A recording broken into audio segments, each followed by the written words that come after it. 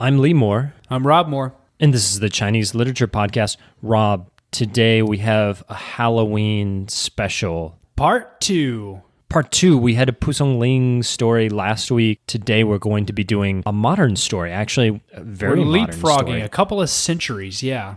And it's a strange choice. When you think to yourself, let's think of some creepy Halloween kind of stories, where do you go? Well, we're going to Lu Xun, not known for creepy Halloween stories. This story is called White Light, right? Bai Guang. It's kind of hard to translate. It could be white light, clear light. There's lots of ways to translate it, but we're translating white brightness, something like that. Most people translate it as white light.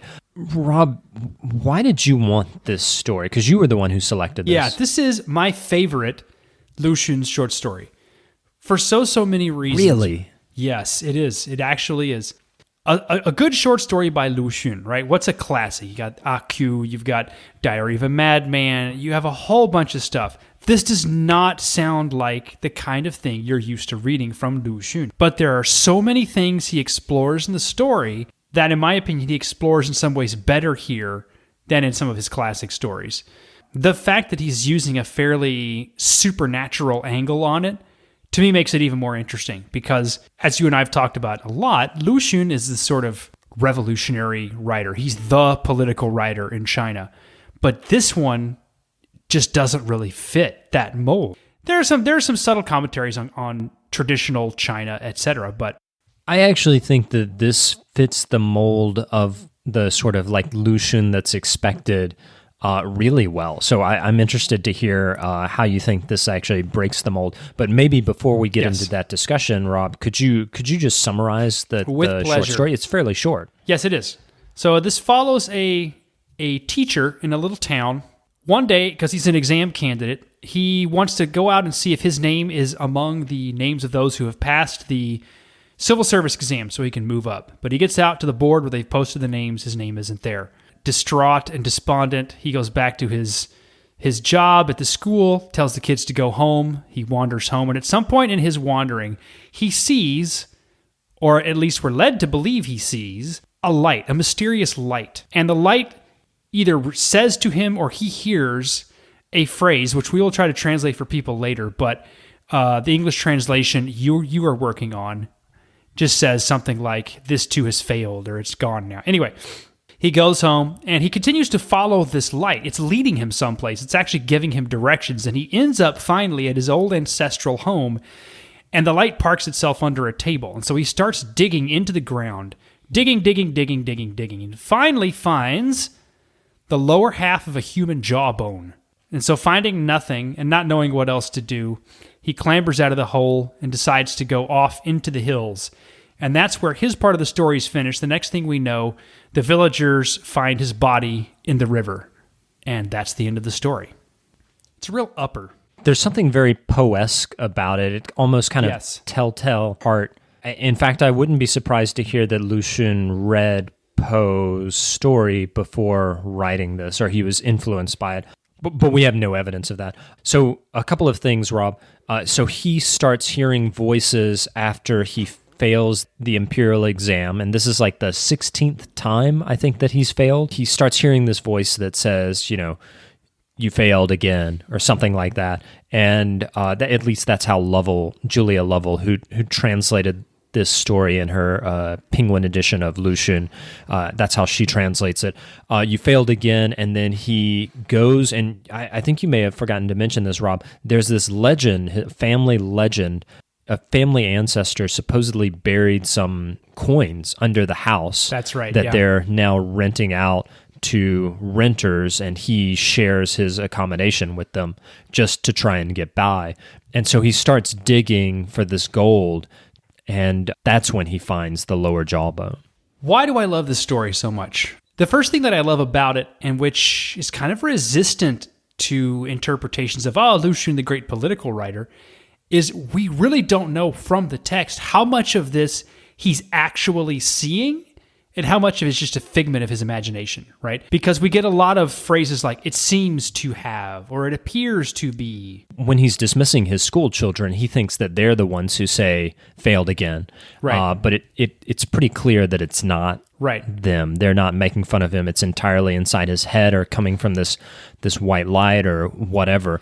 And also, I agree with you. The narration is really, really interesting because you have some, like right when he gets the exam results and he's looking over things, it almost seems like there are two stories that are being told. There's the story where he actually imagines that he succeeds and he's like sending these people out of his ancestral home. He's not renting out to anyone because he's going to be making money, so he doesn't need to rent his home out to folks. He imagines people marrying their daughters to him making money either at a job in the provinces or just staying at a job in Beijing. And then all of a sudden, and it's really jarring the way this story is, the story will just suddenly shift without really much indication to what actually happened. So we go from this, like, what his hopes and dreams were to this point where he's actually, like, accepting the reality that he failed this exam. And so it's just very jarring for me. And there's the other moment that I love about when he realizes he's not among the exam candidates is in the narrative. He sees the characters on the board disassemble themselves before his eyes. That's the way it's described, at least in the Chinese. I don't know how Lovell translates it. But what's really strange about that is, again, are his eyes swimming with tears? Do they just stop making sense? Does he no longer even understand what he's reading anymore? Is he just completely excluded from all Chinese speakers just mentally all of a sudden because he's failed? You're holding up the book. This is how Lovell translates that. Dazzled by its brightness, that is the light from the early winter sun, dazzled by its brightness, his exhausted, puffy eyes glinted strangely within his ashen face. The list now swam before him, a shoal of black circles. In trying to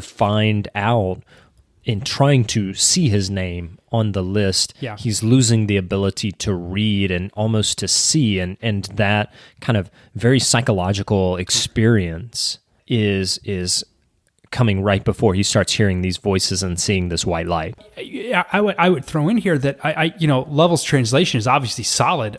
One of the things I would disagree with her on, though, is it seems to be too clear in the English that it's the sun or he's too tired and he just is not seeing things very clearly. But in the Chinese, it's a very mysterious effect. It's almost like he is literally seeing the characters sort of decompose into their constituent parts. Because it's not that they become blurry or that he doesn't understand them. Something's happening that they're just coming apart.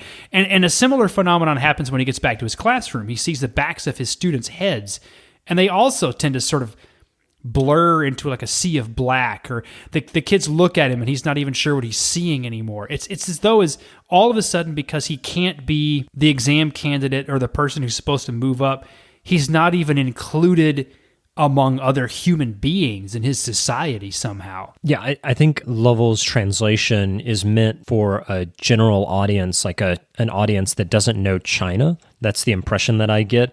And so there is this kind of, she's nailing down things so that they're much more certain than Lu Xun is in the original, right? Right. And, and in some ways that makes the story a classic standard Lu Xun story, but only when you're willing to read Lu Xun as a true literary figure, as in one who loves to blur all the lines, one who gives you a story and you read it and then go, hang on, what? Take the Jawbone, for example. So he thinks he's digging into the ground. It's so weird. It's so weird. He's digging. And I love your Poe connection, because this is a classic Poe move. Like, he's digging into the ground. Like, what's he going to find? Is he going to find the treasure? What's happening? You're really interested in what's happening.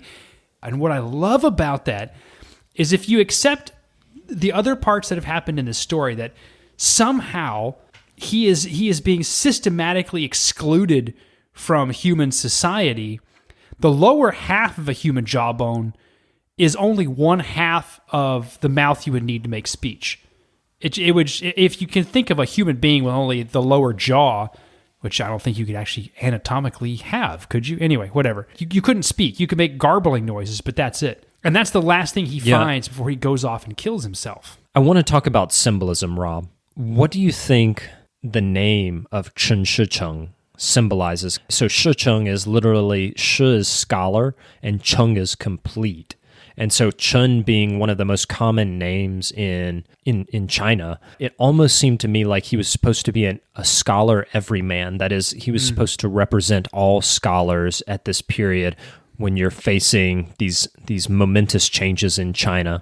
I like that you just said that, because the phrase that either he hears or imagines or the light actually says to him in the Chinese is 这会有完了. And Lovell translates that as failed again. Which is obviously not far off the mark. But what I like about thinking of it slightly differently, because you just mentioned Cheng being complete, right? The complete scholar, right? So the complete scholar would be someone who passes the exam, right? But in this case, it's a play on his name as well. You didn't Cheng, you didn't complete, you just finished. And even the character Hui, 这会有完了. Hui could be this time, this era, your time, this time around. So depending on how you read it, this time it's finished, it's no more. Or this era, or this whatever, right? So all this stuff that you've been studying, all the things that make you a scholar, those are finished. Or all the way down to just this particular thing you've been doing is finished. There's so much fluidity there. There's so much nuance. What you're saying is Lovell's translation kind of nails down a particular meaning, which all translations have to do, because, when you move it from one language to another, you don't have the fluidity of the original. You're kind of suggesting that if we take Chen Shicheng to be an everyman, Confucian everyman, then it's almost like the voice is suggesting not just that Chen himself failed again, but maybe that China is done for. Yeah, that all that of these era or something like that. Or all possibly of these all Confucian of these scholars are done for. Even the ones on the board, because, and gosh, this is why I love Lu Xun, right? Because it doesn't say he heard a person tell him this thing. There's no marker to indicate, no pronoun to indicate that someone outside of himself said this, but the way it's written, it could be just about anything or anyone. And so is it someone, for example, looking at the board with him and saying, yeah, this whole thing, it's all done? Or is it saying, you're done? Is he himself saying to himself, I'm done? Because there's no pronoun in the 这会有完了. It's just, this is finished. This time is complete. Could I just suggest, narratologically, Lu Xun is as modernist as like a Joyce or a Proust. Absolutely. He's playing with the same kind of ideas. Lu Xun doesn't get put in that basket of writers frequently, but I think that more writers should think about Lu Xun as kind of in dialogue with these other European modernists. Now, I don't think Lu Xun was reading Joyce or Proust because his focus was mostly on Russian and Japanese writers. He might have read them right through a Japanese or Russian translation. Well, I'm sure he read some of this stuff through Japanese translation, yeah. But now what's interesting, too, about that, he's able to do something because he's writing in Chinese that a lot of these other writers can't do, because, Lu Xun, for as modern as he was still drawing on an older classical tradition where pronouns weren't always a huge deal, right? One of the things I love most about classical Chinese poetry is you don't always have to have an I, you, he, she, I'm glad you mentioned that.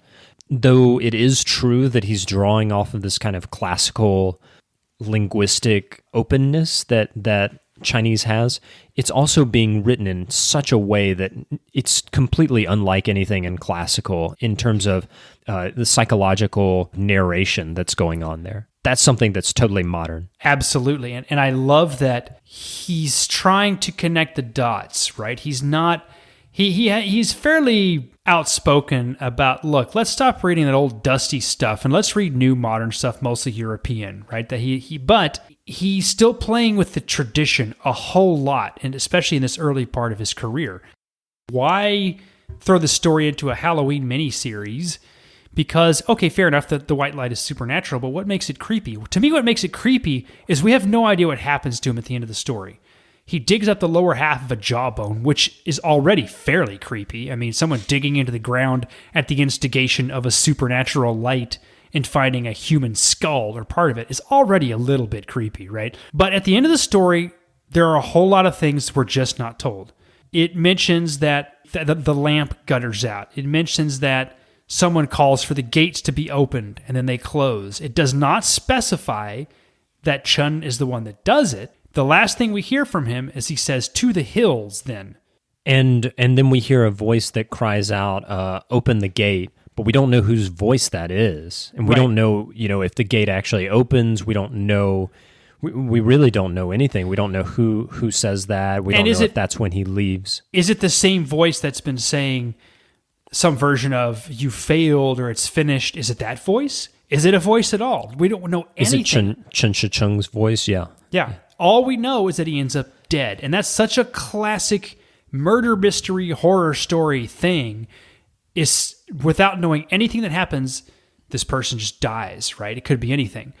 And this is why I mentioned very early on in the podcast, why to me this story resists some of the standard sort of Lu Xun interpretations. Lu Xun is the great revolutionary, the great political writer, because it's just too murky a story, intentionally murky. There's no way to read this and go, nah, he just didn't really know what he was doing in this story. It's too well written a story for that.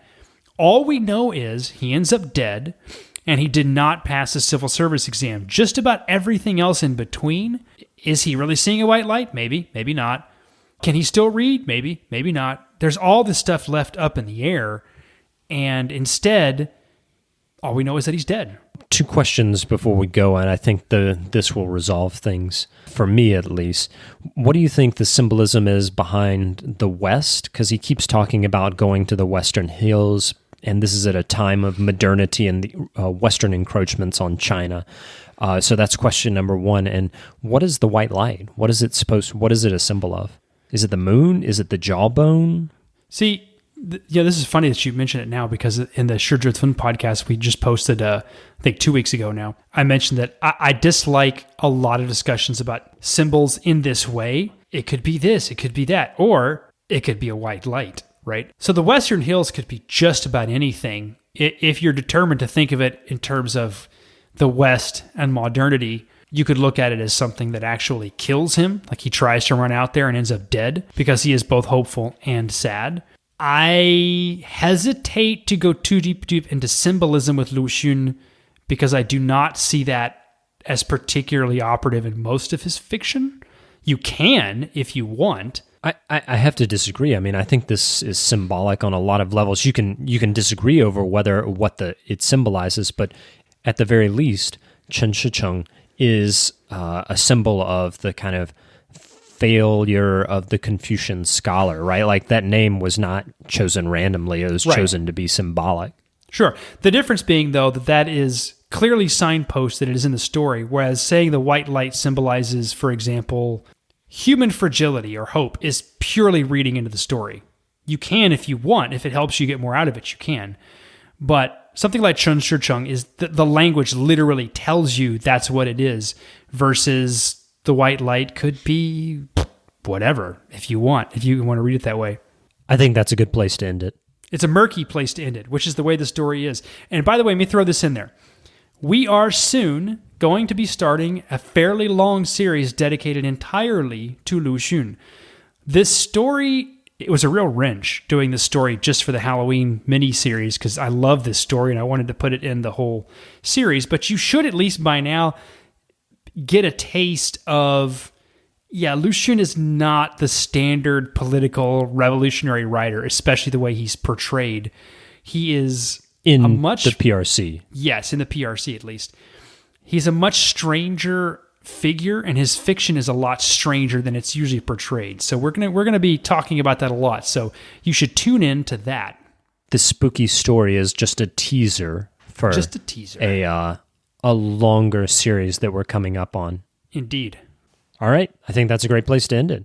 I'm Lee Moore. I'm Rob Moore. And this is the Chinese Literature Podcast.